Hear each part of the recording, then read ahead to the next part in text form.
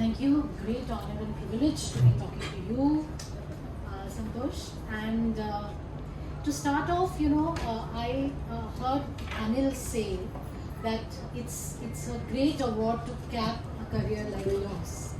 I would want to know from you about so many awards, so many recognitions, so many laurels. What makes this award so special? I think it's a very special award actually. And I think it's a coincidence too because ever since I started my career, I've been using anti-dual lenses. I've been using anti-dual lenses. The anti-dual zoom is very much in use even now. I use the same lenses actually. So it came as a big surprise to me that this award is given by them.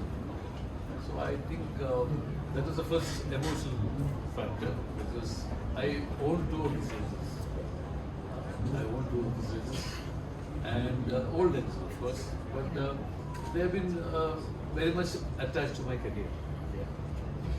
Talking of awards otherwise, for someone who's such a legend as you, what do awards mean? I mean, are they necessary to keep fueling your creativity, fueling your artistry? What is it about awards that feels to you as a cinematographer, as a filmmaker? When I first got my first national award, it was to pacify my mother, who thought I was only doing action films. So I did a film, and I told her that I'm going to get an award for this. So that was my first national award. But by the time I came to the 11th, then she was not interested anymore. But I think awards are good in the way that they give you a certain power. And also, especially this award, after I got this award, I have had so many young people message me saying how inspiring it is for them that they could also think of breaking barriers and getting out into the international scene.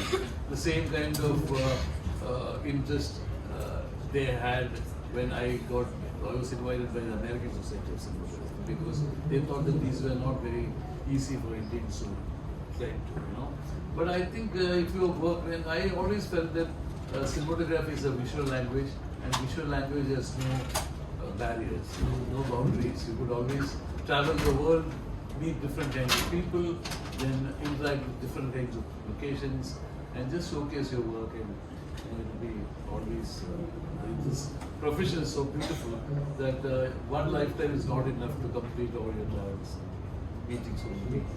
You mentioned young filmmakers, and I was struck by the fact that this year in Cannes, we have 3 films from FTI graduates. Yeah. One in Acid, one is obviously in the competition, Piles film. We have one in the La Cinef short film, and then you are here. And then I was struck again by Anil talking about, the days when you used to be loud and hear a certain kind of music in FTI. Yeah. So tell us something about those years, personally how they molded you, professionally how they molded you. FTI is a beautiful place actually. It is only 2 institutions in India are actually really national level. Both are run by government. One is the FTI in Pune and one SRFTI.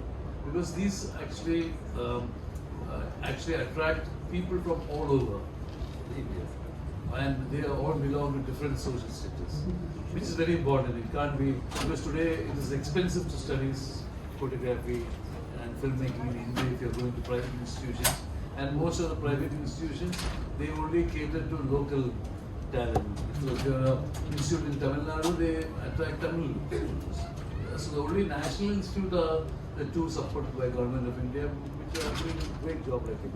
And seeing such result, obviously, you have to say that everyone is taking great interest in it. And I'm very proud as a film institute person that so many films are here. And so I meet so many institute people here. Yeah. And was it fun as well? Have those bonds and friendships stayed over the years? Yeah, because you have lots of film institute students who at home they think that they're a little different, strange. In the school I studied in, I have out of 50 people, 32 of them are doctors and engineers and all that. I'm the only odd one out actually, wanting to pursue an artistic career. So you're always the one out. And when you come to the institute, you feel that you're at home. All of them are very much fond of the same things. So you see films internationally, you have discussions about them. So you have people who interact with them. And people carry home different messages after seeing a film. So when you share it, you realize that you learn so much more, which is very important because that is how you see the world, and so you also want to exhibit some that kind of interest to showcase to the rest of the world. So you make films like that. Even though I work in Bollywood and all the big commercial film, I also made a lot of films which are very festival friendly, like The Terrorist I did, which was the first one in Sundance. So, and the film with John Malkovich actually presented the whole world over. So I think it is very interesting to see your small film with very little budget being seen by a audience in America. You know, I think cinema is truly is universal. So that way, when I see our films being exhibited here, I really feel good. Yeah. Which will lead into my next question. Eclectic set of films, eclectic set of filmmakers.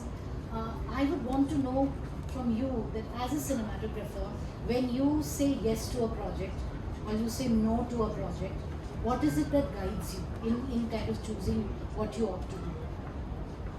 Actually, it depends on different people, you know. Some of them are friends, so you have worked with them and you know their interest. So you might not even read the script. You might say, okay, let's go ahead. Sometimes if you want to make a small film and you're short of money, I might sign a very big film to get the money and then produce it on my own. And sometimes it are people who you truly admire, like Hussain, who's a painter. He might not be a filmmaker, but then you think you learn something from him. You learn from everyone actually. So I want to understand his vision. So I've done films like that with him. So sometimes I think you do documentaries because the person who's doing them is so passionate about it. So I think basically if the people you are going to work with have a passion and have a drive, which you think that you would like to get into and learn something, then you do that. But then some associations are like iconic in a way, with Mani Ratnam for that matter. Would you be ever able to say, or or have you said no to him? What is it about the two of you which has created such a range of fantastic movies and fantastic names? No, actually I've said no to him several times. Basically I believe that you should work with the same director 2 films, then give it a break before it throws you out. So you give the break. So I only work 2 films at a time, and I always take a break so that we just can breathe. And sometimes I was doing Mohanlal's Baros. That's the first film he's doing and the only film he said he'll do. So I had to let go of PS1 because Mohanlal said, this is the only film I'm doing, you already done 6 films with him. So it becomes you have to make a choice. So that film is over. So sometimes it happens, but we understand each other. And also, whenever we join together, it has to be something special. After so many associations, everyone is expecting you to be something special also. Especially the people, they just on Twitter, they go all over,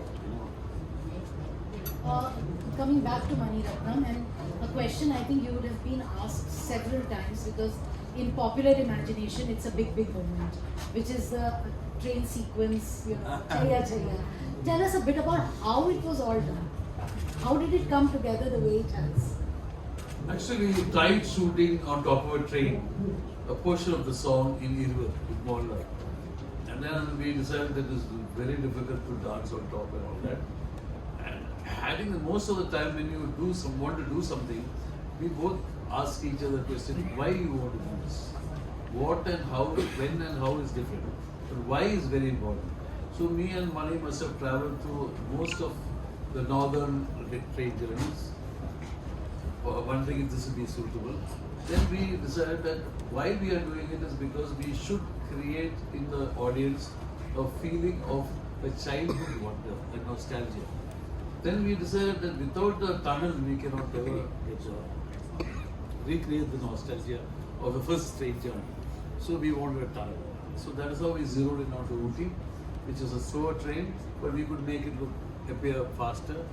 And we had no real time, we only shot the song in 2 days actually.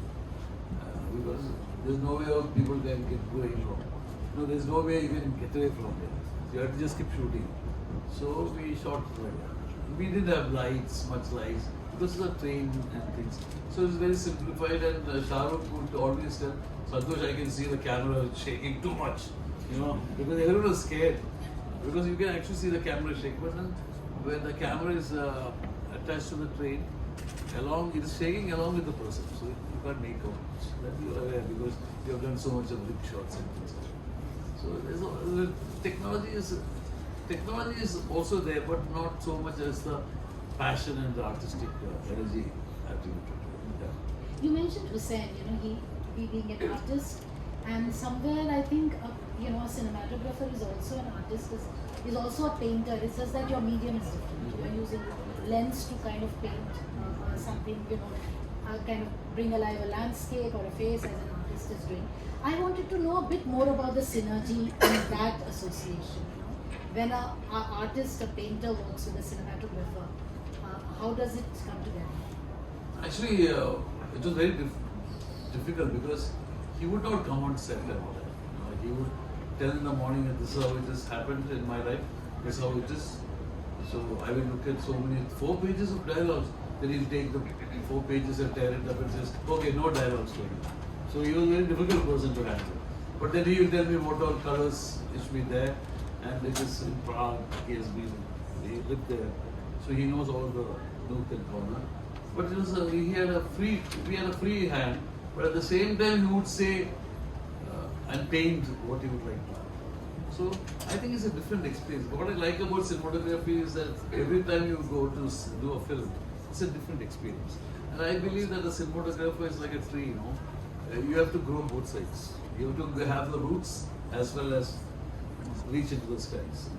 So you have to have your technological thing right, your relation with your people, with your culture all going down. So you have to have growth on both sides, and otherwise it doesn't really work. Another interesting film for me, Vanaprastham, which was here in Cannes, and it has been directed by Shaji Karan, who's himself been a cinematographer. How is that experience like? When you work with a filmmaker who is a cinematographer himself, is there any interference in terms of the vision? How he or she would kind of conceptualize a scene when you work with a cinematographer turned filmmaker? Not really, because he understands me pretty well. In fact, Mohanlal, the actor, only asked me to shoot the film because Shaji had a lot of assistants.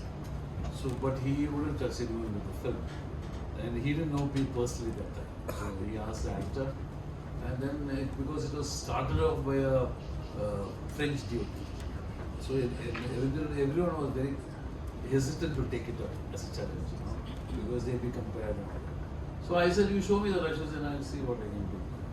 And the French people also, that particular cameraman was very slow. And Kathakali is an art form which takes a big toll on the actors, because you have to be dressed up for 12 hours, you can't even go to the restroom like that. You are dressed up like that. And so it becomes very difficult. You have to be pretty quick to achieve whatever. So all that is happening. Mohanlal is not, he's only acting as a artist, so he was very problem. So they had stopped the shooting after 1 month. So then later when I came back after a year to shoot the film, he led me into everything, because I used to speed it up, because most of the actors were all Kathakali actors, who I had a lot of respect for and I understand their thing. So I knew that we had to go with the flow and not make them into work like actors. From cinematography to filmmaking for yourself, was it a kind of natural, organic transition for you?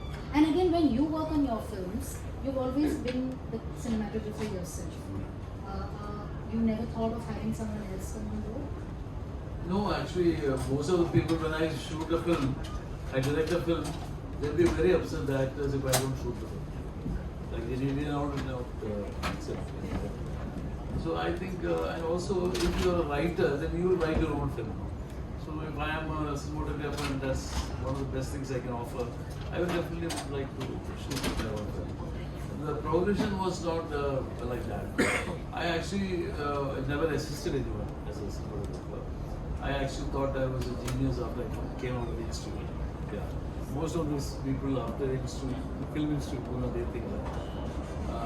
So I didn't assist anyone. So I had no way of making a living. So I used to take up classes. I used to teach children, tribal children photography, because I also learned still photography and I could make prints and all that. So they left me, so I used to do it for Vivekananda Kendra and Christian missionaries. They would send me places where they would shoot some people having food, kids having food, and they'd get some funding from Tata and all that stuff. So one of them asked me, the Vivekananda Kendra people asked me whether I would like to go and teach photography in Arunachal Pradesh. That time I thought, some 35 years back, I thought Arunachal Pradesh must be next to Andhra Pradesh. I said, okay, I'll go. And then I found after 9 days of travel, landing up in the midst of China border with a huge forest all around, and in front of the school, small school, some 2 acres of school, all the tribal children have swords, and they're a little short and pink and tough looking people. And in front greeting us was Mahatma Gandhi statue. He was also made like that, tough. Legs and all like muscular, shoulders muscular, and the stick was raised as if to hit people. So I said, Mahatma Gandhi was not like this. Then they said, no, he was like that. He chased the British people away, so he had to raise a stick. So that kind of people, it was very funny actually that time. But the children were very interesting. So when the dog died, I went with them to bury the dog. And they took it to the forest. And they started digging so deep into the under a tall tree. They waited till they found the root. That is 6 feet down. Then they buried the dog. Then they said, only now the dog will become the flower. So they believe. And then later on, from their elders, I realized they believe that anything with life has to have a mystery. And the mystery will always have, like in people, a dark side and a bright side. So, and anything that grows will grow down and up. Otherwise, there's no growth. So, I learned all that, which I put into my work. So, I find when I shoot something, I will always see whether there is an element of darkness and light. Is there mystery in this image? So, that is how I do my writing. I don't get too much inspired by seeing references and all that. I try to see if it fulfills all this. And a cinematographer's life is always over the edge, because always they will tell very difficult things and not have enough things to do. So these people taught me how to handle that also. After the burial was happening and it became dark, we are going out and suddenly one of them pulls out a sword and looks at me and says, whispers something. Then he says, there are 2 tiger prints, fresh tiger prints. It's all tall grass, not beautiful trees with stuff to play. All tall grass, so the tiger would be sitting somewhere and saying, good South Indian dinner coming up, or something like that. Or something like that. That time it was really, so I asked him very frantically, I was their teacher, so I can't simply be scared or something. Then I told them, what will you do if you see a tiger? They said, we run very fast through tall tree, tall grass and climb the tall tree very fast. So I said, but Appa, I don't know how to run like you people or climb a tall tree like this. What will I do? Then he looked at me and said, no problem, sir. You see tiger, you learn everything very fast. You just have to believe in yourself. So I think, sometimes that if everyone thought like that in real life and not postponing for the next day, and if you feel you have a tiger behind you, then it will be amazing to see how people will read. Most cinematographers suddenly are in that position where they have to do something so fast, and they somehow manage to do it. It's because that tiger is behind them. Vanaprastham, at that time you couldn't come to Canada, right? And this is the first time. So tell me, as a cinematographer, how will you frame Canada? How does it look to you? What is it that strikes you the most about it? Oh, I like the CA. I've been already doing interviews. Okay. So I've been already doing interviews, but I actually like the whole buzz about it. I like this festival actually. It's very interesting. I've been to a lot of festivals. I met all these Cannes people who are big people here during the Busan Festival. I was the jury in the Busan Festival with Anna Karina, who was a big diva in French.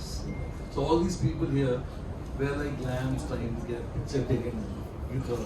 So I remember that, and she used to tell me about Cannes and saying, okay. So I always got a lot of information from her. And she was a very funny person. She said Godard used to make such films. It was so very quick, not jump cuts, that he even named his dog Come Here, so that he doesn't have to God come here. So there's a lot of stories like that. If you're a very interesting person, you also always have drinks to it. So that is my first impression of Cannes from watching her.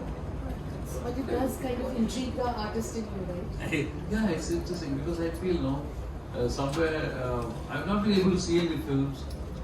Actually, I've been only doing interviews.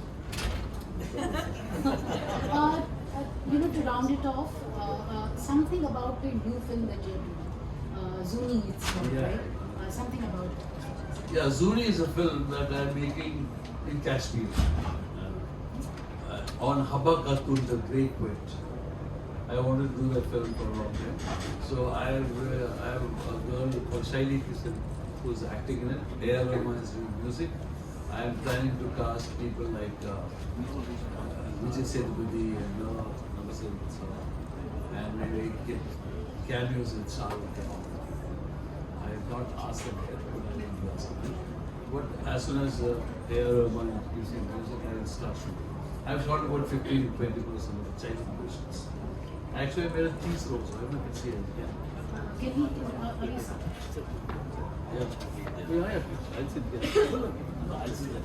I want to see you. Come.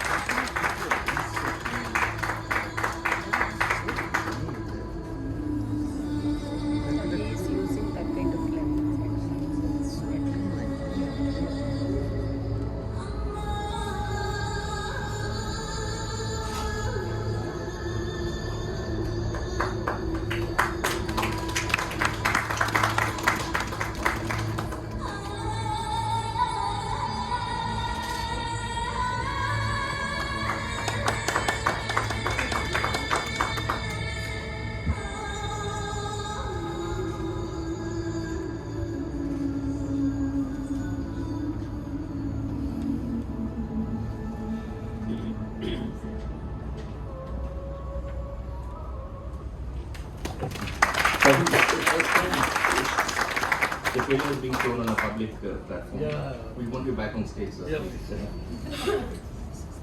We have amongst us a very special guest. Apart from working on many successful and well-known films, she was a part of Maniratnam's Chekka Chivantavanam, in which Santosh sir lent his talent as a cinematographer. An actor par excellence, please welcome on stage Miss Aditi Rao Hydari for a conversation.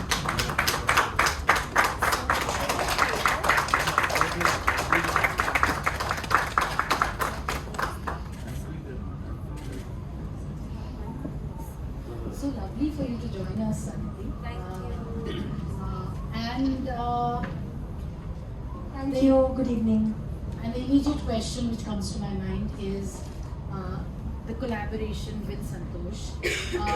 When did you meet him? You know, what was it like, kind of working with him? Some memories that you can share with us. There's a gun behind me, yeah? Santosh Sivan. No, but I've, of course, the legend of Santosh Sivan. I have grown up watching a lot of his work and admired it and wished and hoped. And I was so excited. So I did Cartraveli Day with Manisa, and soon after that he was making this other film, and I actually wasn't supposed to be a part of it. And then last minute I was told that, like, whatever, there was some change in plan, and last minute I was told that I was going to do it, and I was very excited because then it meant that I was getting to spend 2 years at Madras Talkies around Manisa, because of whom I became an actor. So I was so excited, and then I got to know that Santosh sir was going to shoot it. And it was really, really, really exciting because it's really like, you know, living out your dreams, and to be shot by him. And we shot a lot in natural light. And you remember, sir, he's looking like I'm talking about something else. And you remember this? I think he worked so much. I was just wondering because she just saw this trailer and said, why am I not in it? So I'm just trying to find an answer. No, but that was really exciting. And just to be in front of his camera and to be filmed by him, and I think Manisa and him and Santosh sir also have this lovely working, relationship, and it was just wonderful being on set. And I remember when I was shooting CCV, I would never leave set. I would always be on set. Either I was helping with artwork, or I was helping somebody, or I was following him around, or I was like following Manisa around. So it was just really exciting for me because I was like working with a lot of these legendary humans. So it was great. You know, because as an actor, there has to be a lot of trust when it comes to the cinematographer in particular, right? One spectacular quality about him that you want to talk about, something which is very distinctive. So, I mean, if I were to start by saying that for me, I've been lucky because I've worked with really, really incredible people, and trust comes naturally, and surrender is the most obvious thing to me. And I know no other way. And also with Santosh sir, I think it's just how he uses, at least in CCV, it was the whole thing of natural light, and how something can change in a second with the magic of how the sun is kind of filling the room, or where he places you, or how that scene is blocked by Manisa, or how, you know, the entire blocking of the scene sometimes done in one shot. And I have some photographs of that time which he has taken, which he has sent me, which are just incredible. And he sees things that we don't see, right? And that's what you're seeing in that film. So I think, I mean, I honestly feel I should not be speaking about him. It's not, it's too difficult for me to say, but I can only say as a student and a fan of his and a lover of cinema that it's really thrilling to be framed by somebody like him and to be shot by him. Santosh, you have to tell us something about Aditi. You know, I mean, you have worked with all kinds of stars. So, what has been lovely about framing her, as she says? No, I think when Mani Ratnam told me that he's planning to repeat her for this film, and then after I started shooting, I realized why. Yeah? And recently I saw a very good series with her in it, Hiramiki, and I messaged Sanjay saying that it's a lovely vision and very nice casting. He was very happy actually. So I think, you know, there is something definitely special about it. Which I think most actors I have shot, whether it's Shah Rukh or Amir or everyone, they all have that extra radiance which comes into the, it starts to radiate around when they come on set, especially when they enact something. So obviously you look at any actor who comes in to see if they have a special radiance. And then you realize that they have it. So she's one of those lucky ones. Yeah. So her radiance and your lens, creating magic. I think I am a cinematographer is just like someone's best friend. I've shot most of my films on heroines without makeup, whether I did with Kareena in Ashoka or Madhu in Roja or Manisha Karola in Dil Se. We have done without makeup. So, but the actor on the other side will look at you like a best friend. When you go to meet your best friend, you don't necessarily have to comb your hair and look good. They know that you accept it. Very true. Yeah.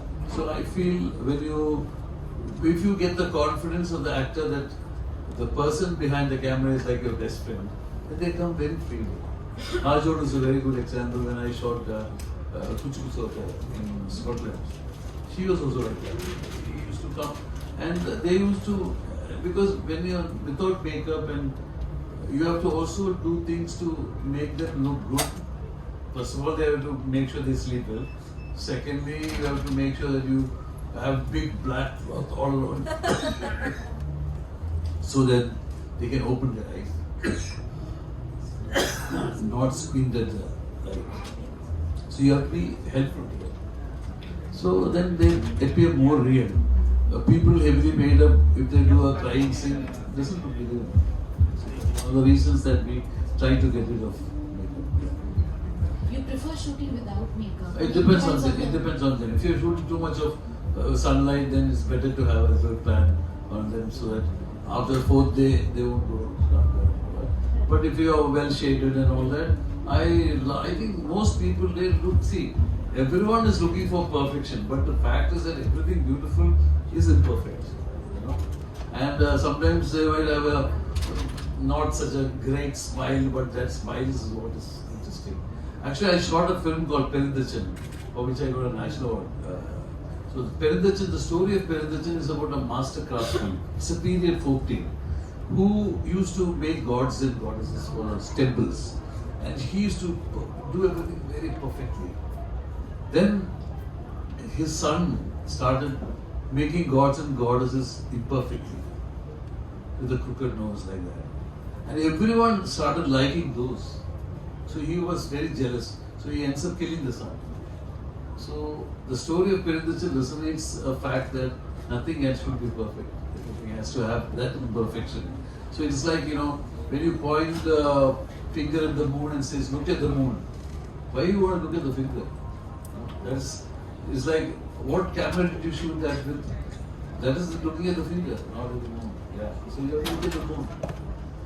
Aditi, I stopped your train of thoughts. You were talking about Zuni. What you saw. How did it strike you? I think I just kind of took the conversation in a different direction while you were just telling him about it. What struck you about the trailer? That it was exquisitely beautiful. Also, I know the story a little because when I was very, very small,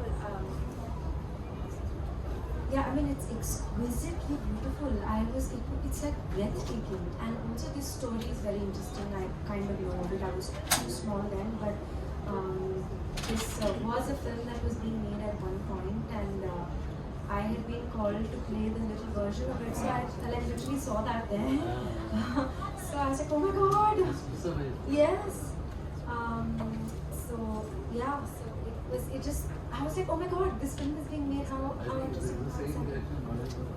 Really, yeah, it's just exquisite. I think we have to bring the session to a close. Yeah. Last bit that I wanted to know from you. We talk about the democratization of the medium, right? We talk about how technology is becoming accessible to everyone. All of us are cinematographers. Yeah. Putting our stuff on Instagram. Yeah. But what makes a cinematographer different from a cinematographer? Actually, I love the idea that people now use phones to take pictures and to do videos, because today's generation, the children actually learn how to take pictures before learning to read and write. So in my childhood, I used to learn how to sketch, and sketching is a very interesting point, because when you sketch, you have to observe it. So you learn observing. I still sketch a lot, So I think that is something is amazing, and that should not be taken away from the curriculum for sure. But nowadays people are taking pictures and everyone takes pictures. But then just like when people learn how to read and write, they're only messaging. They don't become writers like you. They're only messaging. So they cannot stop at this if they have to continue. They have to grow much more. But it is good that they're doing this because they will understand your work much better because they know the basics. So they will actually upload and understand your work much better. I think cinematography actually is like, I treat it like music, it should be like music. So the melody is written by light and shade, and the rhythm is created by compositions and camera movement. So if both are together and blend, then you have something exciting. So that is how when I approach a scene or a shot, I think like this, whether it has music in visual terms. That's such a lovely way of putting it. It's been such a privilege to have spoken to you today. Aditi, thank you so much to add to the the conversation here. I think somebody would now want to. Thank you, Santosh. Thank you, Aditi. Thank you, Namrata, for this wonderful insights, such insightful conversation. Thank you, Engineer, for organizing this evening.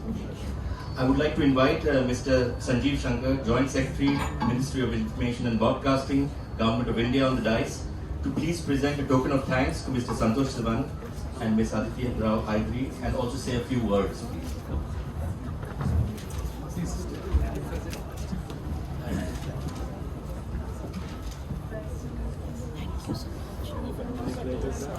You are invited to